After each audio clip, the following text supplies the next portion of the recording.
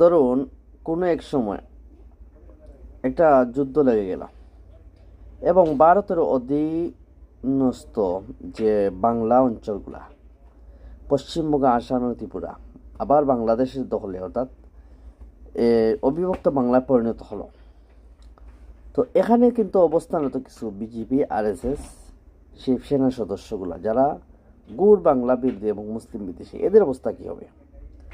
আবার এখানে তো হিন্দুদের সংখ্যা বাড়তে থাকবে।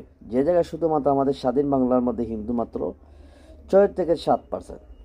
তো অনেকে বলছে ভাই হিন্দুদের সংখ্যা বৃদ্ধি হতে পারে।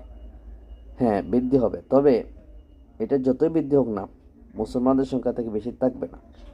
কারণ পশ্চিমবঙ্গে কিন্তু প্রকৃতভাবে মুসলিম সংখ্যা কিন্তু 47% আছে, যেখানে তাদের ভারতীয় তত্ত্ব অনুযায়ী 27 থেকে 33% বর্ণনা করা হয়েছে। এখন যদি ধরেন যদি এমন হয় যে পশ্চিমবঙ্গ এবং পূর্বের 7 সিস্টারের রাজ্যগুলা বাংলাদেশের দখলে চলে আসে, তখন অবস্থা হবে এখানকার যারা অবৈধ অভিবাসী, ওরা কিন্তু বলে যে কোনো বাংলাভাষী লোকদেরকে কিন্তু অবৈধ অনুপ্রবেশকারী, অথচ এখানে অনুপ্রবেশকারী কিন্তু এই বিজেপি, আরএসএসের এবং কট্টর হিন্দুত্ববাদী যারা আছে, এমনকি আমাদের বাংলাদেশে যদি কট্টর হিন্দুত্ববাদী, এদের মধ্যে কিন্তু আপনি অনুপ্রবেশকারী অনেক খুঁজে পাবেন, অথচ সেগুলা সামনে আসছে না। তো এরা কিন্তু অলরেডি কিন্তু পালিয়ে যাবে।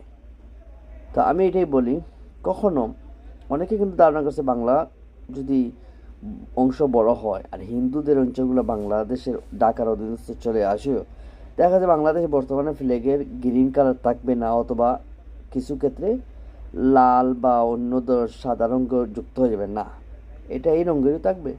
তবে কিছু ক্ষেত্রে সমস্ত সভ্য ধর্মীয় লোকদের বা যারা আছে ওখানকার স্থানীয় লোকদের সমন্বয় করে কিন্তু আবার এটা ফ্ল্যাগের পরিবর্তন আনাও হতে পারে, অথবা ফ্ল্যাগকে আগের যে বর্তমান যে ফ্ল্যাগটা এটাই অবস্থায় রাখা হতে পারে। এটা সময় আসলে কিন্তু বোঝা যাবে। সবাই ভালো থাকুন।